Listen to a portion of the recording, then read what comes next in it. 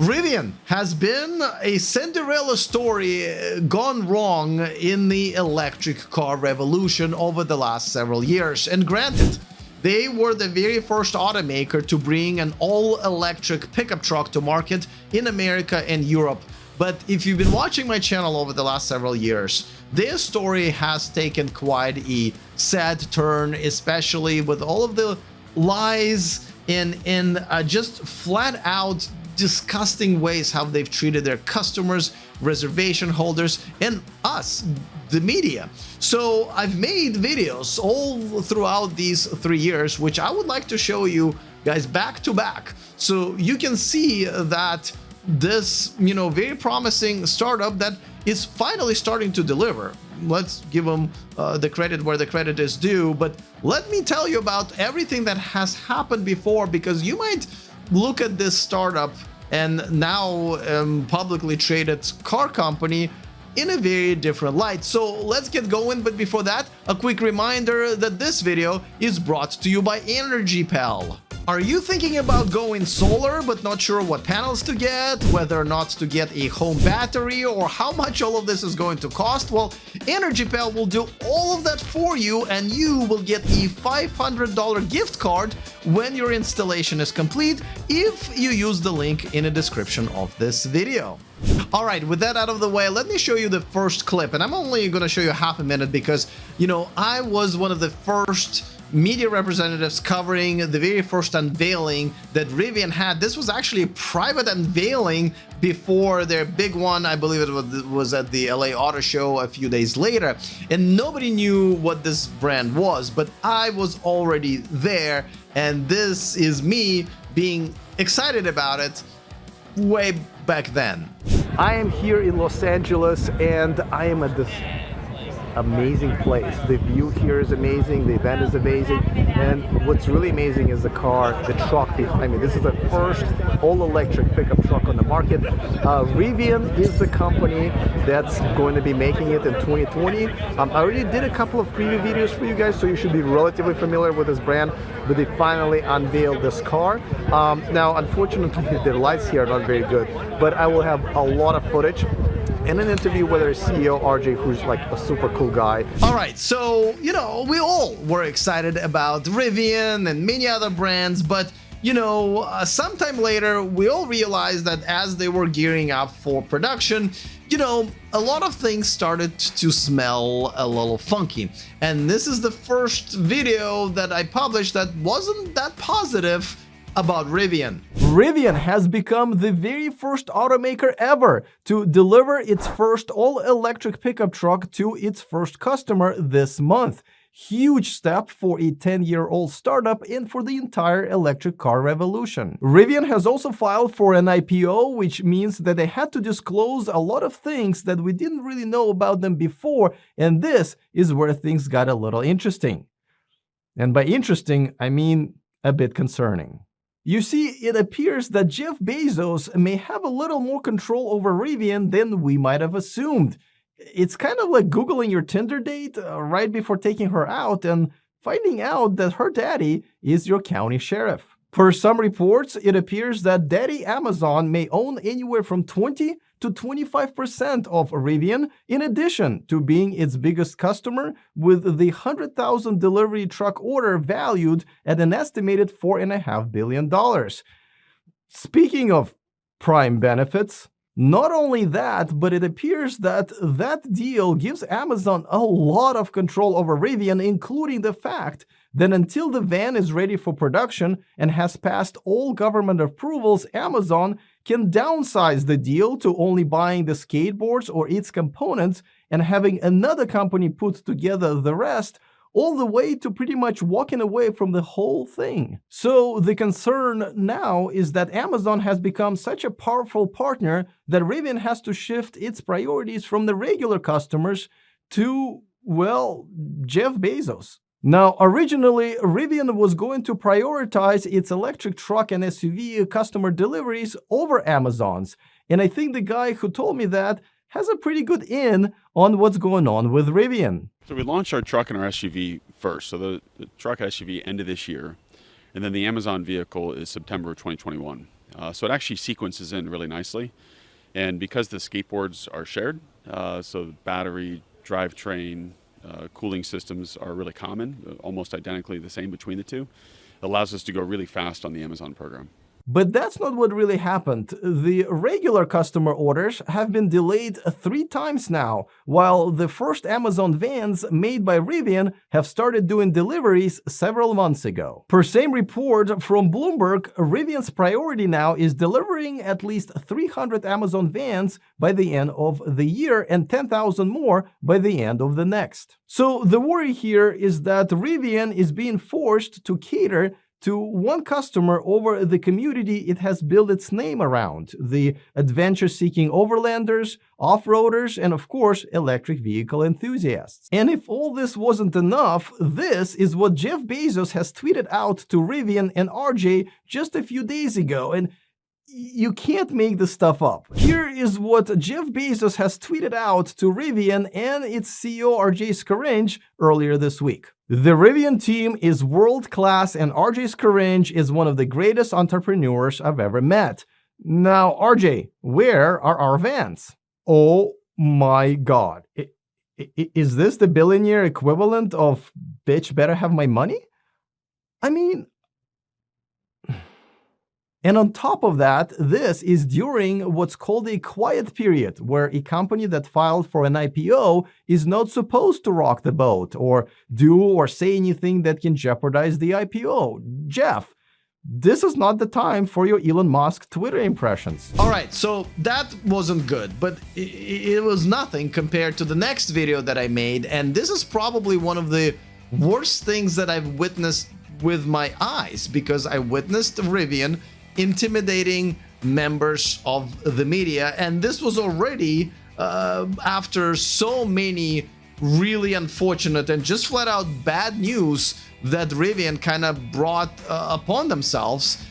So, if you dare. Let's talk about Rivian, and there is trouble in paradise. Everyone has fallen in love with Rivian since its unveiling 3 years ago, and with the Clark Kent of automotive executives, Rivian's CEO RJ Scaringe. Ever since, Rivian has been a huge EV success story, but now that Rivian has started actually making the vehicles, things are looking a bit troublesome, to say the least, in a few categories. Earlier this month, Rivian has started deliveries of their R1T truck, and everyone got very excited since this is the very first electric truck that hit the US or European markets. But one thing that most people didn't realize was that the deliveries were limited only to Rivian employees, just like how Tesla did it with the Model 3 launch back in 2017. But those are not real-world customers. Those are essentially fancy quality assurance engineers who are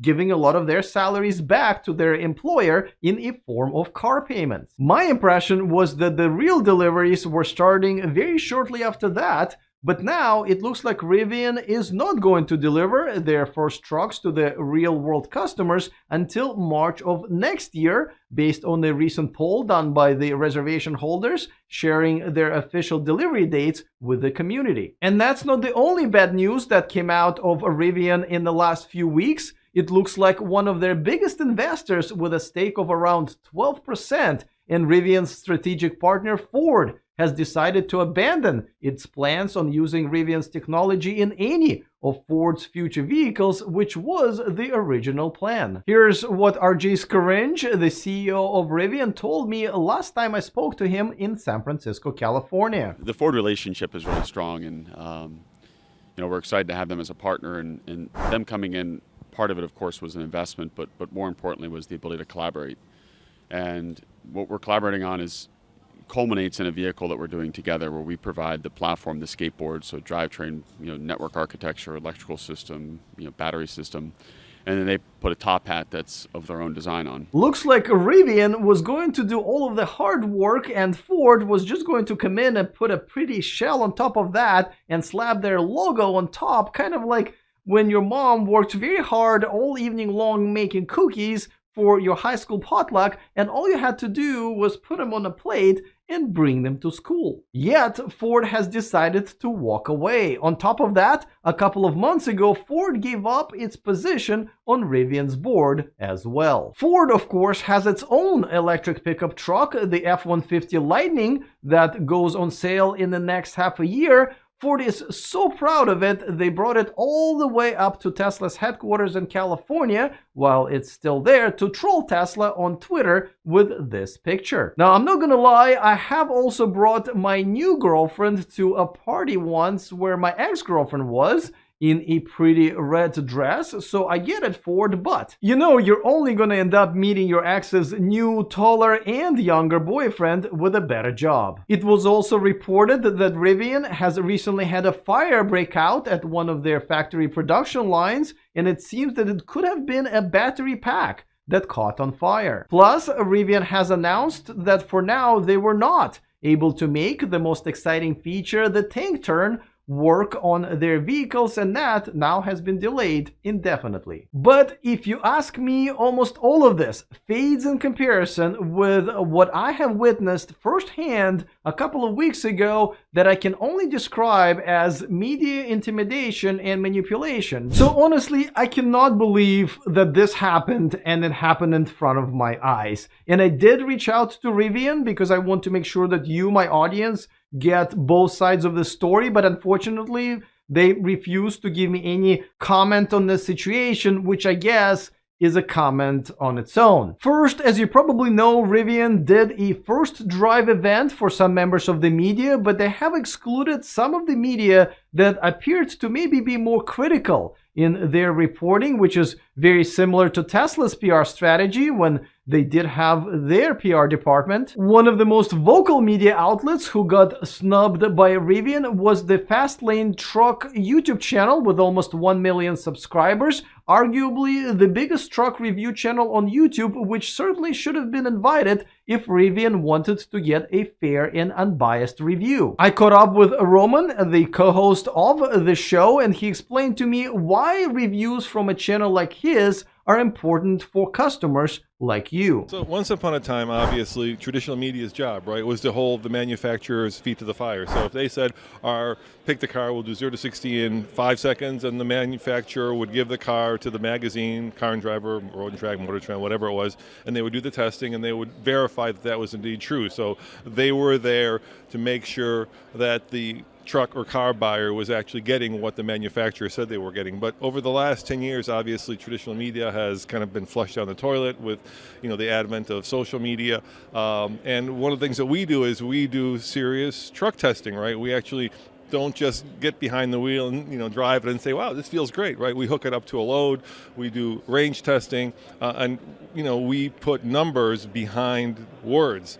And a lot of the manufacturers find that intimidating. But the biggest and most disturbing thing that Rivian did was something that I witnessed a couple of weeks ago. The friend of the show, Rich Rebuilds, and his co-host Steven apparently were given a ride at one of Rivian's drive events. Rich was kind enough to share this footage with me from that drive, which they have ended up cutting short and giving the truck back to Rivian mid-drive because Rivian apparently did not want the truck to be driven off track or over 30 miles an hour. Yeah, Rich and Steven, you can't just take this adventure vehicle on an adventure. Now, I happened to be at another event next door where Rich and Steven went to after the test drive, but after some time, what I saw was 2 Rivian representatives showing up with security personnel asking Rich to show them his footage, claiming that they did something wrong by going off track. Rich was kind enough to share the footage of the drive that you're looking at right now, and once Rivian staff realized that nothing was done wrong, they left. And that, if you ask me, is media intimidation and borderline bullying, which is not okay. I don't care if the CEO of your company is the Superman. But the bigger question is, What is it that Rivian doesn't want Rich or Roman or any other unbiased journalist to find out? That RJ is not actually the Superman after all, and that start of production is challenging and things don't always go as planned? Okay,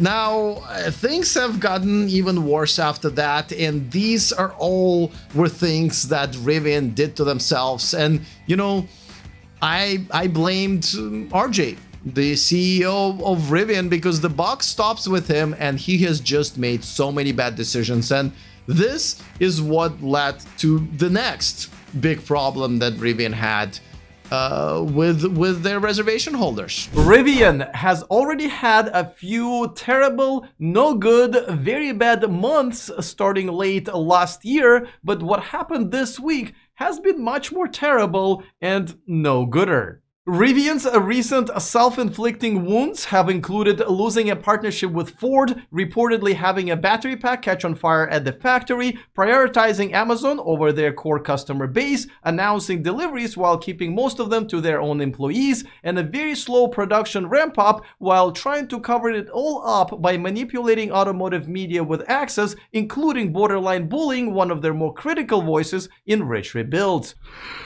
Oh, wow, that was a long list of screw-ups to get through in one breath. Got me a little winded. Give me a second. But all of that pales in comparison to what happened this week, most likely inflicting irreversible damage to the brand, indicating the deeper, much more disturbing problems with the company and raising questions about the competence of their normally very likable CEO, RJ Scaringe. So, if you haven't heard already, all 70,000 plus Rivian reservation holders woke up on Tuesday with a bit of a headache and some nausea. Sure, this could be the symptoms of the new Omicron variant, but it was more likely caused by the realization that the prices of the trucks they have been so patiently waiting for have gone up by at least 12, but in some cases as much as $20,000. And I don't think Pfizer is working on a vaccine for that. Even the camp kitchen went up in price from already hefty $5,000 to $6,750, a 35% increase. Unless it now comes with a private chef, I think I'm gonna stick with some Tupperware and a lighter. Rivian has justified the hike with the industry increasing costs and announced that those who don't want to pay more will have a new option of getting a dual motor version that will be available to them in, get this, 2024. So you want them to wait for twice as long for half of the motors.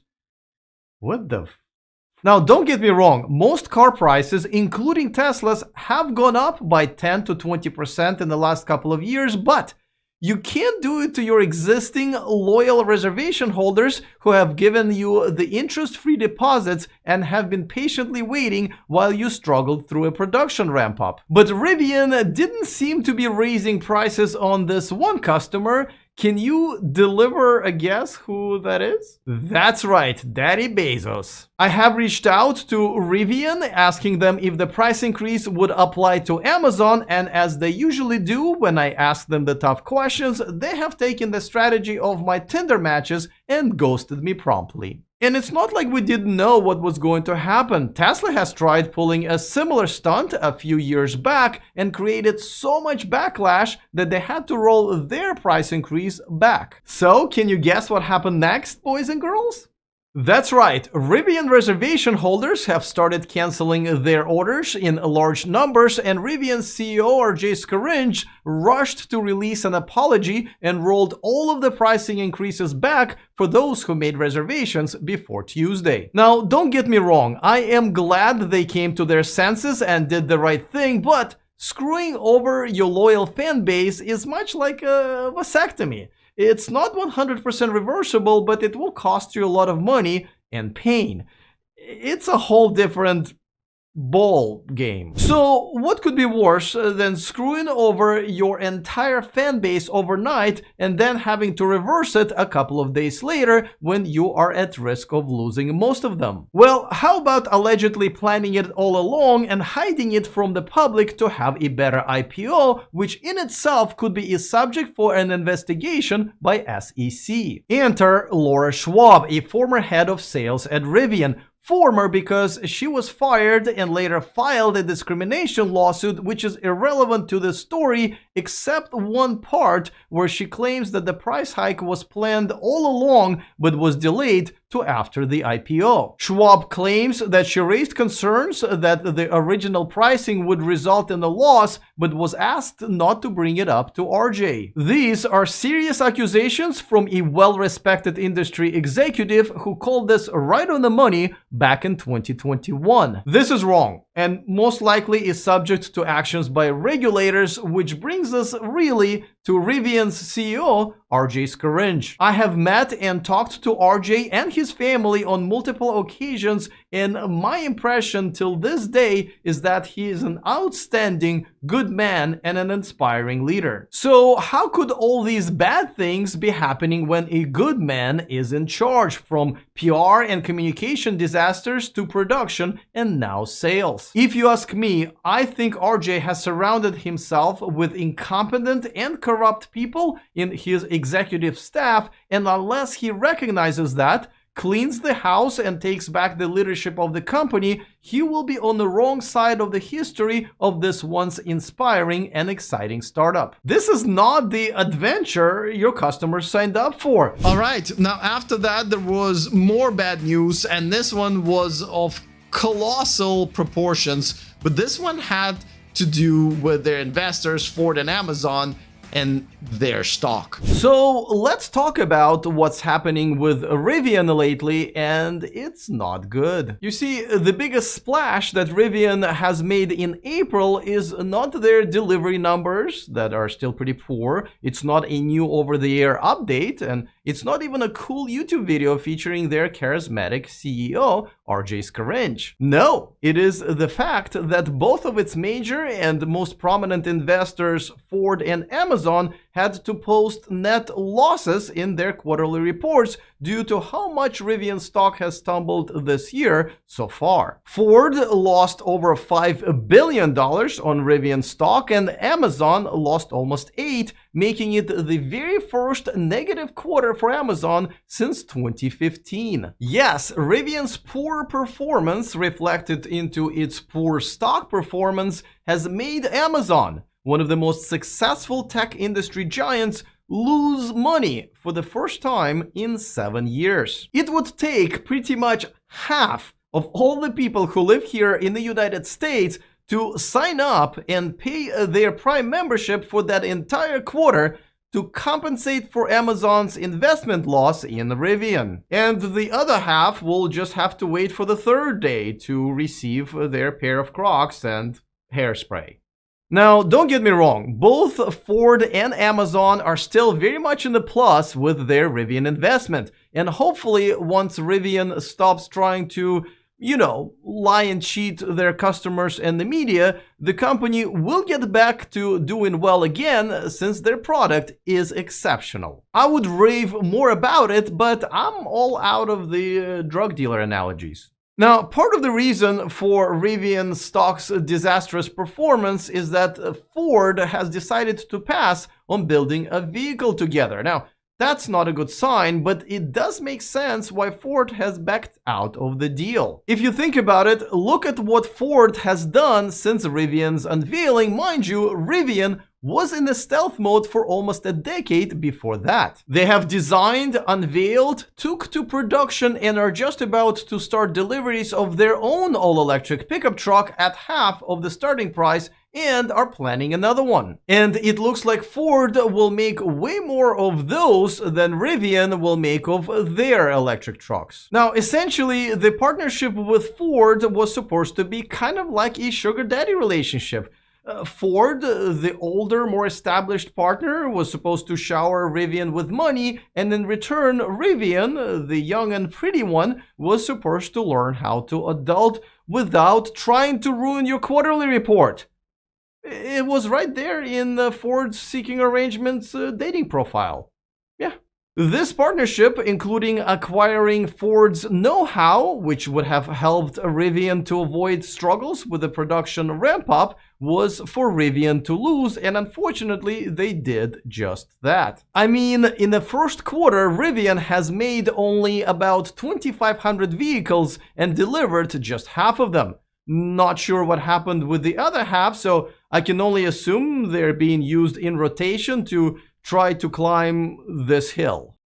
And we don't really know how many of those were Amazon delivery vans, which at some point seemed to be a higher priority for Rivian, and Rivian has continually declined to disclose how many Amazon delivery vans have been built so far. So here's another concern that I have about Rivian. As you probably know, Rivian essentially is a B2C as well as B2B company. It's making consumer vehicles like the R1T and the R1S, but it's also making commercial vehicles which are delivery vans for Amazon. But here's the part that worries me. Since the first Rivian Amazon van started its real-world testing, there were a bunch of videos that people took of them. But now, a half a year later, I haven't seen a single one. Plenty of videos of the R1Ts in the wild, but none of the delivery vans. Maybe I'm not subscribed to the right TikTok channels, or maybe I don't order enough hairspray from Amazon to see one in my neighborhood. But since I don't have a good answer, I can only ask a good question and suggest that something is going on. Now, Rivian's PR department appears to have taken a strategy of simply not talking to journalists like me who ask the tough questions and refuse to only put out positive reviews. But here's another reason to believe there is trouble in paradise when it comes to the Rivian Amazon deal. You see, back in January, Amazon has announced that they will start ordering electric delivery vans from Stellantis next year, when Stellantis will start the production of an all-electric version of their Ram ProMaster commercial van. And if you examine the Rivian's deal with Amazon, you will find out that it is not very favorable to Rivian. Amazon can all but essentially walk away from the deal if they don't like what they see, and right now, I can't imagine they're too happy. Not with the deliveries of the van, and certainly not with what's happening with their investment. Now, the next video was yet another exclusive story that I have published about Rivian. Actually, a few other journalists have picked it up, but this fortunately has turned out to be something that did not ever happen again. But at that time, you know, this looked really, really bad. And once again, it wasn't even so much about what happened. It was about, once again, a really, really bad reaction, or the lack of, from Rivian. Let me be very clear that the source of the images that I am just about to show you is a Rivian customer who I have been in touch for a while, even from before he became the owner, and I do believe that the images are authentic. With that said, I have not discovered any other instances of this happening so far in another Rivian vehicle, and I hope that this is something that Rivian and hopefully NHTSA looks into to protect the safety of Rivian customers, which at the end of the day should be the #1 priority for everyone. Another thing that you should know about is that normally I, much like any other journalist, would reach out to a brand and ask them for their side of the story. That's why each brand, well, except for Tesla, has a PR department. However, when it comes to Rivian, their PR department made it pretty clear to me that they were only interested in granting me, which really means you, my audience, the access to the events, media drives, and the CEO, as long as I was covering their brand in the positive way. And it appears that as soon as they realized I wasn't going to do that, all of the communication and the access has been cut off. Now, I personally don't really see why would a brand have a PR department if they're not going to address the tough issues with the media. It's kind of like being a security guard at a mall and like giving the directions to the Foot Locker, but completely ignoring a bunch of teenagers shoplifting there right in front of your eyes.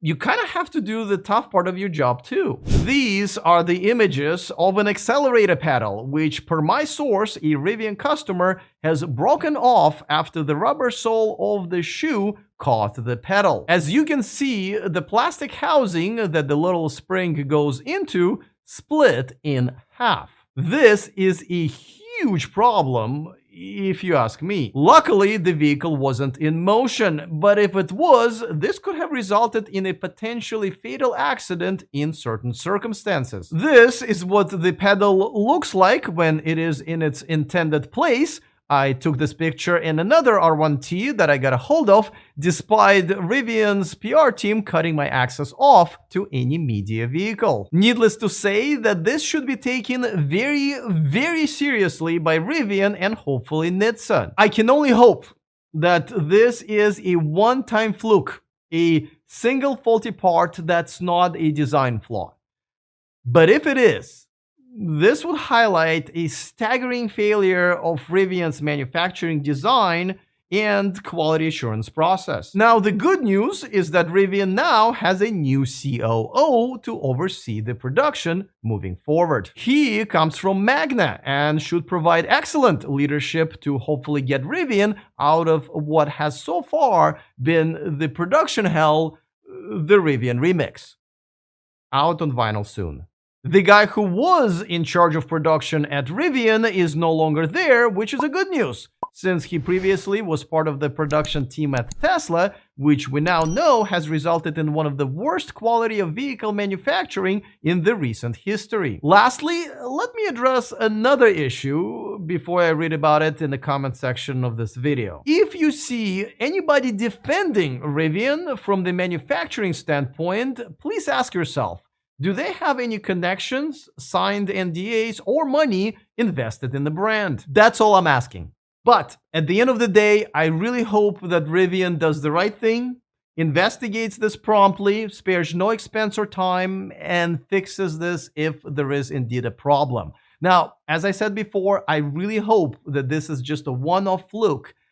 But you've seen now the same images that I have, and, well, you be the judge. Okay, so the next one is actually a fun video because this is when another very popular YouTuber that you may be familiar with, who has challenged me for being too mean to the multi-billion-dollar car maker. And this is where I've also talked about how they've actually banned me from their media events because they really didn't like that I was reporting the truth about them. Let me tell you a bit of a behind-the-scenes secret. You see, to have access to the media events like the unveilings and the media drives, which do fuel most of the EV media content that you've probably seen, including on this channel, you have to be invited by the brand to do that. And when you do, many times you are being flown first class to a beautiful destination, stay in a fancy hotel, get fed and entertained throughout the trip. It is very, very nice. However, as I quickly found out, if all of that is not enough for you to avoid pointing out the shortcomings, or in some cases major problems, well, no soup for you. See? I knew my accent was gonna come in handy. And this has happened with many other brands besides Rivian, like Lucid, Porsche, Toyota, Kia, Chevy, and a few more, while others, like Volkswagen, Ford, and VinFast, to their credit, have been more reasonable. However, as much as I enjoy the wonderful trips, and they are wonderful, I have decided many times over that I am willing to forfeit them all, as long as I get to talk about what I believe is the most important thing to me and you, which is how these brands treat us, the consumers, and when they don't treat us well, my job is to point that out. Now, I know what you're saying, Alex. Why so negative? You're being too mean. Give them a break. Or, of course they're not going to invite you if you're being this critical. Or, you just butthurt because you don't get to go to those lavish trips anymore. And These are relatively good questions, and a well-known and popular YouTuber, Jehu Garcia, had all of them for me when he joined my live stream last week, spontaneously typing this comment into the chat. Well, I challenged Jehu to a conversation, he accepted, and we had a very entertaining but important one right there and then. Thanks for actually getting in here finally. I will skip the small talk because it's a live show and we have a limited time, but Yeah. you have repeatedly told me that I am being very negative about this, specifically Rivian. So Yeah. I will give you the floor and we'll have a conversation. Okay. Listen, first, I want to say I'm sorry I wasn't listening to the conversation you were having with Tom. So if I repeat some of the stuff or points or maybe I'm going to do that. I'm sorry for that.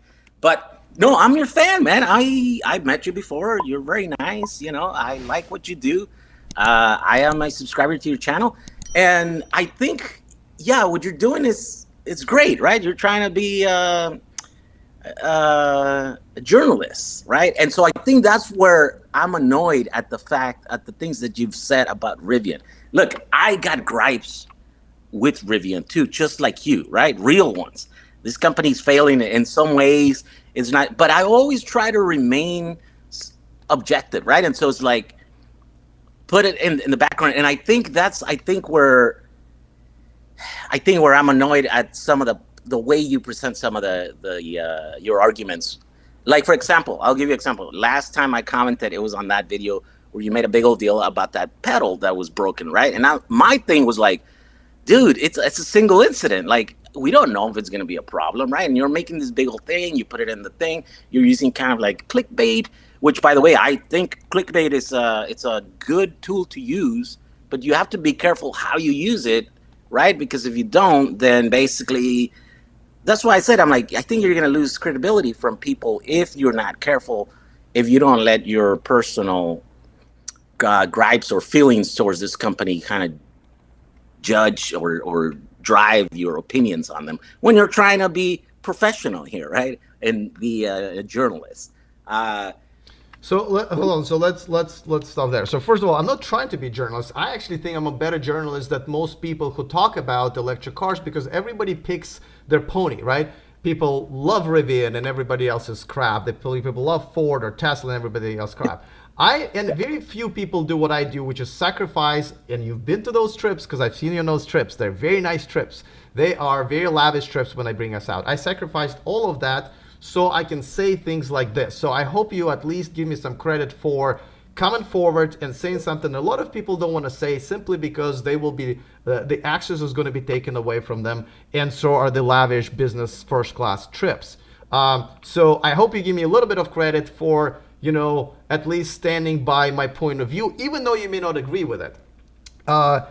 Now, let me address the broken pedal. So this is actually the pictures of that. I've reported, just for those of you who don't know, a person reached out to me and said that the accelerate pedal broke off from his Rivian truck. And as you can see from the pictures, it's actually the plastic almost shelling that cracked. And I fully, in my videos, you probably remember, I said, listen, this is a one-time thing. But because there's not that many trucks on the road, I think at that point they only had 2,000 or 3,000 trucks on the road. We don't know if there are more. I specifically went to Rivian forums and posted and said, hey, anybody has a problem with it? They said no. And it was very clear in my video that no one else had a problem with it. And then but here's the thing you said. Yeah. Look, you also said, if I had a Rivian, I wouldn't drive it. And I suggest that anyone out there with a Rivian, don't drive your car. This is that serious, right? And I'm like, okay, that's an over-exaggeration. And that's where my issue is. Okay, so yeah, okay. So first of all, yes, if I saw that out of 2,000 trucks out there or products, let me put it this way: if I was to buy a water bottle and somebody told me, no, there's only 2,000 of them were sold from that store, and one person got poisoned from it, 1 out of 2,000 for me. Maybe for some people they're comfortable with it. One out of 2,000 water bottles that are poisoned is too close for my comfort, so I would absolutely not drink that water, and I would recommend that other people also hold off on it. Now, And like I said, I was very clear. This is just my opinion. I would just slow down because the accelerator pedal is a big deal. Obviously, if it breaks off on another person, it can cause an accident. People can die. So my How suggestion, though? Like the pedal, it's not like the brake pedal. Like if the brake pedal, oh, you're going, you can't stop. You're gonna.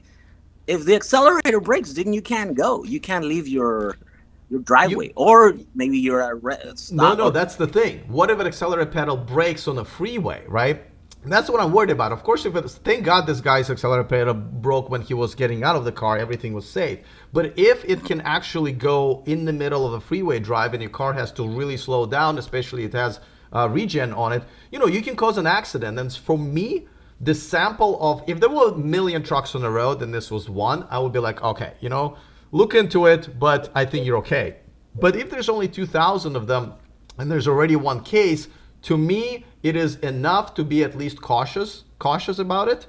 And as you know, the guys from the channel Now You Know, Zach and Jesse, looked at theirs and found a very similar problem. And even though it didn't break off, it did look like there was a wear and tear on it very quickly. So, I would still say that out of 2,000 products, if one of them was this faulty, I would just, people have families and children, and I would say that I would recommend, if they were my friends, that in this case to wait and have Rivian investigate. So I don't think I was out of line to be cautious and caution other people about it. By the way, what would have helped if Rivian hasn't ghosted me and blocked me from communication with them? Because as a journalist, the best way is to go and reach out to the brand, and they would tell me, it's like, Alex, this is actually this and this, or we are looking into it. But because they were acting like 5-year-olds and saying, oh, you called us names and I don't like you because, you're not rooting for the same, baseball team as me. Because of that, I couldn't reach out to them and get their side of the story, and that's on them. Yeah, I agree with you there. Yeah, they shouldn't have ghosted you. I don't know what the deal is with them over there. I get angry with you because I don't get invited to the things, right? But I always chalk it up to, like, I'm just an idiot on the internet, right? That has opinions based on nothing. I always like to say I'm not a professional. People criticize me sometimes and, you should be more professional. I'm like, I'm running away from professionalism. That's why I have a YouTube channel, because I don't want to, have a boss and, be proper or whatever. Even in the technical stuff, I always say, like, I'm not an engineer. I'm not any of this stuff. So don't take me too serious, right? But in your case, I think it's the opposite, right?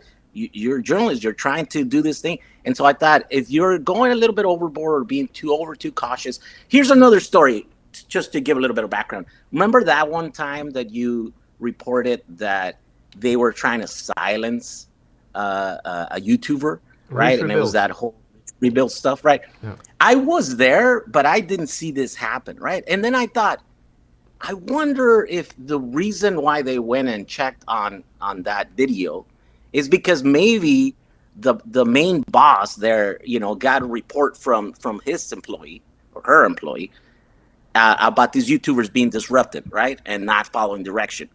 And I wonder if she was like, maybe I need to double check to make sure that my employee has the story right.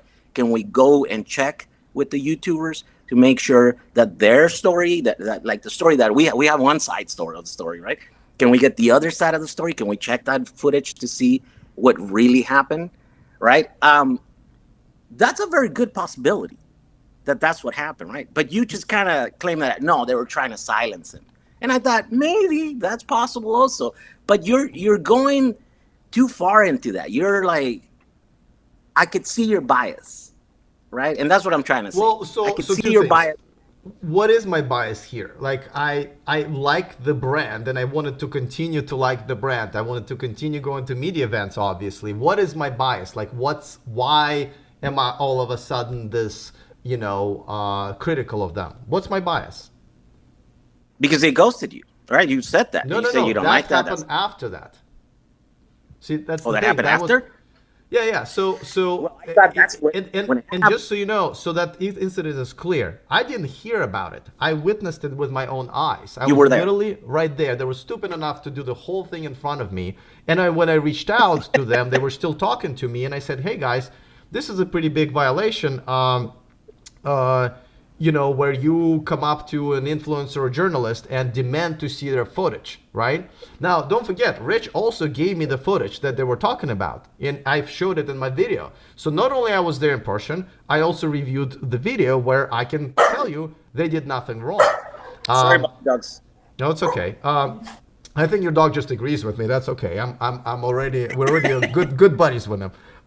So this wasn't hearsay. This was a blunt violation of what the code between the brands and journalists should be.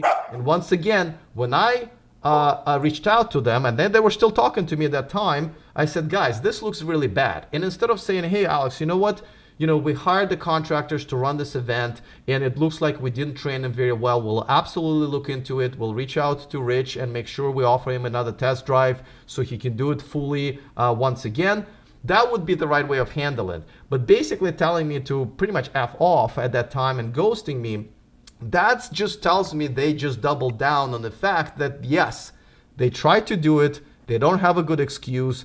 And to me, it is unacceptable to go after influencers and it just only proves my point that companies like Lucid and Rivian and Porsche, they're going specifically after people who will almost guarantee them positive reviews. And other than that, they don't want you anywhere near their trucks. And if you dare to do what I did, you will absolutely be cut off from everything. So if anything, I kind of would think that you would appreciate me bringing it to everyone's attention, reaching out to them, even though I didn't get anything, and basically sacrificing my nice trips that the people go to with Rivian. Yeah, and by the way, I don't have first-hand experience on those because they've never given me that, right? So I've never been invited to these events. I've always snuck my way in against their will, right? And I'm always there like that. So it's always been this animosity relationship with all these things that I cover. It's just, and so I get that side, right? But I always try to remain objective when my criticisms are there, right? And I think that's the only thing that I feel like that you're not doing such a good job. So that's my only criticism, right? Yeah. And so I mean, it's a big criticism. Friends, that's why I wanted to bring you in and kind of point out that again, I there was a big price to pay for me to even say things like this. And I was a big fan, and I hate the fact that I even have to post these videos, but it is my job. Unfortunately, more and more now, because let me be very clear, I don't care about Rivian as a company. It's a multi-billion dollar corporation whose job it is not to please you or me or even consumers, but the investors, because they're a publicly traded company. I don't care about them. What I care about is their customers. And I definitely take offense when journalists who are trying to bring the truth to those customers are being cut down like Rich Rebuilds. And so when they make trucks that where there's a possible problem with their accelerator pedal, some major safety concern, I don't care about Rivian at that point. I care about a poor guy who might have his accelerator pedal snapped while he's driving his family to school. That's who I care about. I don't care if I'm mean to Rivian or if I'm, some people say I'm a Rivian hater, right?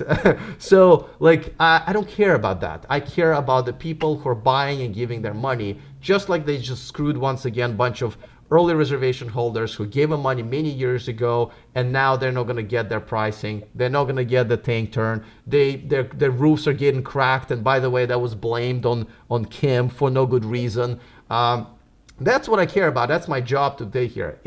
If somehow I really would like to know what the bias is though here, because bias usually means that I have a certain opinion because I have something to gain from it, and I had nothing but to lose from it. So I like retaliation. That's what it feels like you're doing, right? Like you retaliated against them, you're going to be negative now. You're only going to talk to negative stories because they don't have. But that's not true, because I started this video specifically about the positives, right? Like I know that because I have my notes, and my notes, the first 3 points were talking about how Rivian has had production issues. They've got the right person in charge now, and they're almost at 10,000 EVs that they've produced, including not just the SUV and the truck, but also the delivery vans are finally out there. I was critical of them when they were crapping out and using the Tesla guy, and now I started this video by giving them kudos because they're actually making trucks. I see them everywhere here in Silicon Valley. It's actually happening. So I think it's a bit unfair to say that I've been nothing but negative because, you know, I actually started this whole video with something positive. So but the title is this. I mean, it's been. I guess that is technically it is.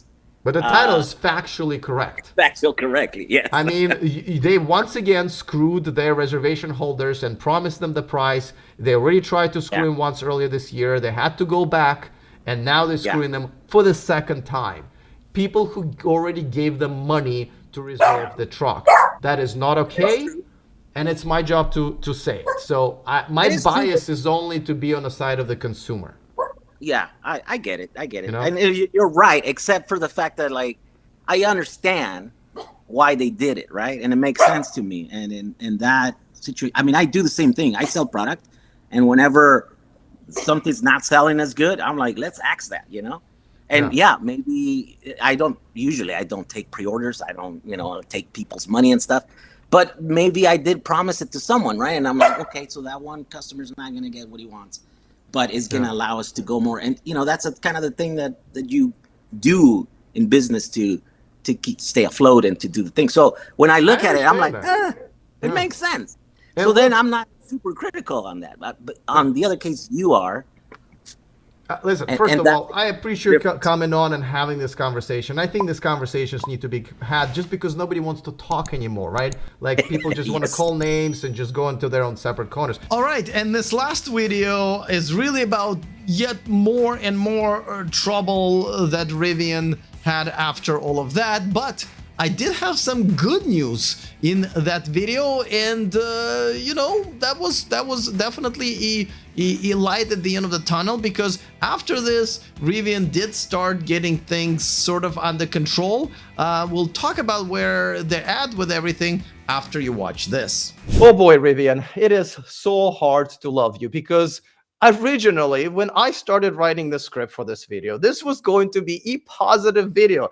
The title for this video, I put it somewhere here, it was Rivian finally turning things around, because they really are. There are a couple of really good news that came out in the last few weeks, and I wanted to talk about that. However, by the time we got to today, the scheduled live stream, a couple of big issues came up. So we got to talk about that. But before I do, I really do want to cover the two really good things that happened to Rivian in the last few weeks, because they really are turning things around. And let's start with the fact that in the third quarter, they did deliver over 6,500 vehicles, which means in total, they've delivered about 13,000 of them. That's good news. They were having some major production issues, and it does look like they are turning things around. Now, the better news is that Rivian said that they are going to keep their annual guidance at 25,000 vehicles. Now, as you remember, Lucid, that was kind of in the same boat that Rivian, starting the production at the end of last year, actually went downhill, and their production issues really had them lower their guidance twice. And really, we don't know if they're going to meet even their lowest guidance, though there's a report coming out in the last few days that Lucid is making about 50 vehicles per day. So that's still possible. But Rivian is actually kicking butt. So they are saying they will deliver 25,000 vehicles by the end of the year. If they do, this is excellent news for Rivian. But there is more good news, because in the last several weeks, they started delivering their SUVs. Before that, they were just delivering their electric trucks and the delivery vans for Amazon, which is a lot already. But they started delivering the R1Ss, and I've actually seen a couple of them out and about already, driven by customers here in the Silicon Valley, and that's the SUV. Now you're probably saying, Alex, you're a little behind on this, because they started delivering those back in December. Rivian told us that. No, that is true. Rivian did tell us that, but if you look at that tweet, you will see that there were only two delivered, and not to the customers, but to RJ Scaringe, who is the CEO, and the CFO. Since then, they have not delivered a single one of them to an actual customer until the end of August. Now, of course, we can talk about why Rivian continues to communicate things that are not, true, but we'll discuss it later in the show. The point here is they are now delivering all three of their vehicles within only about a year of the beginning of the production. The R1T, R1S, and the Amazon delivery van. And despite all of the issues that they've had, and boy, they had a lot of issues this year. You know, if you watch this channel, this is really, really good news for Rivian. Unfortunately, this is where it ends, and I wish we would have spent the entire video talking about it, because I cannot emphasize enough. This is a really good turnaround after a really difficult year. However, we got to talk about the big recall, and you're probably saying once again, Alex, you're behind. That recall of the safety recall of the seat belts have happened all the way over there back in September. You also would be right. However, there's a brand new one that was issued only a few days ago, and this is pretty brutal. Because did I just spit on my camera? Okay. I am salivating about how disastrous this thing is, though it does look they're gonna take care of it. And Tom, who's coming on in a few minutes, already had his done, from what I understand. He'll talk about it, of course, himself. Now, this time around, all of the over 13,000 of vehicles are being recalled. And the problem is with the upper suspension arm, where the wheels can actually separate from the control arm. And I know this does sound kind of like the Toyota issue where the wheels were coming off. Well, these wheels are not really coming off, but this can really result in some major accidents. Now, there were only a few instances of this even happening, and everybody is okay, which is great. And kudos to Rivian for recognizing this and issuing the recall. It looks like they're going to be taking care of it swiftly. Now, this issue is not very new to electric vehicles, because Tesla had this issue for a long enough time, and it was a big enough issue that not only it got its own name, which is Tesla Wampy Wheels, but also got its own website where users were posting pictures of the Tesla wheels separating from the control arm, as you can see. This is something that I would say I'm not very surprised by, because Rivian has had very similar issues in manufacturing as Tesla, because originally, until recently, the guy in charge of their manufacturing was the same guy in charge of manufacturing at Tesla during the production hell. So the fact that Rivian had the production hell and now having very similar issue to Tesla is no surprise. However, they did correct this. They now have hired a former Magna exec who was in charge of electrification at Magna, very much successfully so, and that's why you see this turnaround.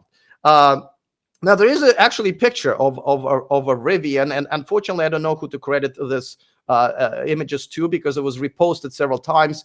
F the Pump was the one that posted last. It looks like the issue that Rivian is now having a recall about. There is no way to confirm, unfortunately, but this appears to be it. And again, Tom will talk a little bit about it, because he has already had that taken care of.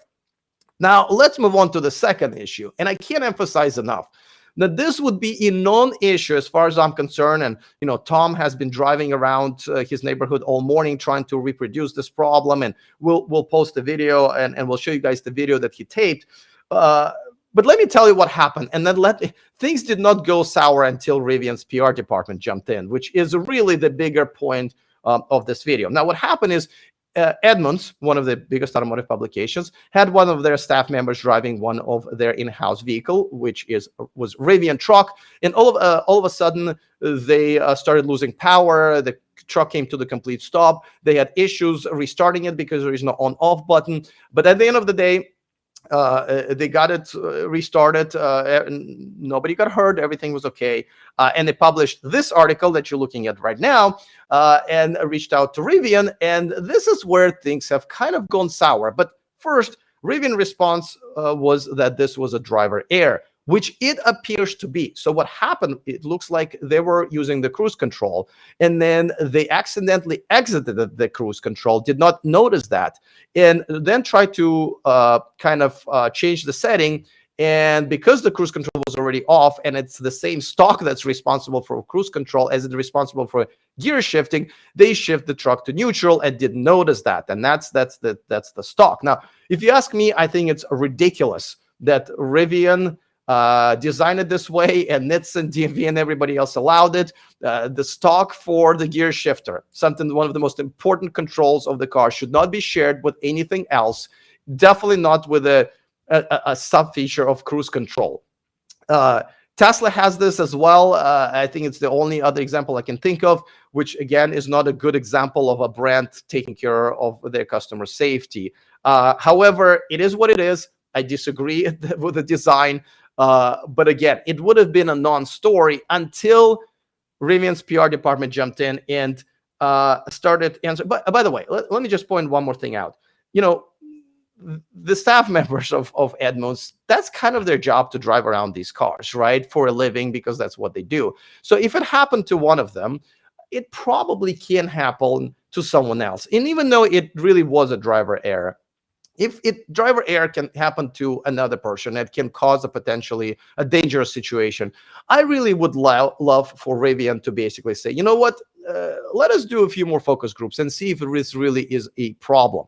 That's not what they said, because when Edmunds asked them, saying, hey, listen, was there anything that we could have done to notice that, this shifted to neutral, some sort of a visual alert or maybe a sound effect?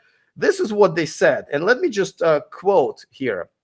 Per above description, multiple audible and visual indicators were given to the driver. And this is answering the question, is there any obvious warning that we could have overlooked that shows the vehicle has shifted into neutral? Now, then Rivian started talking about the disengaging of the cruise control. But this is not true. There is no audible or visual representation when you shift to neutral. Let's look at this video that they taped.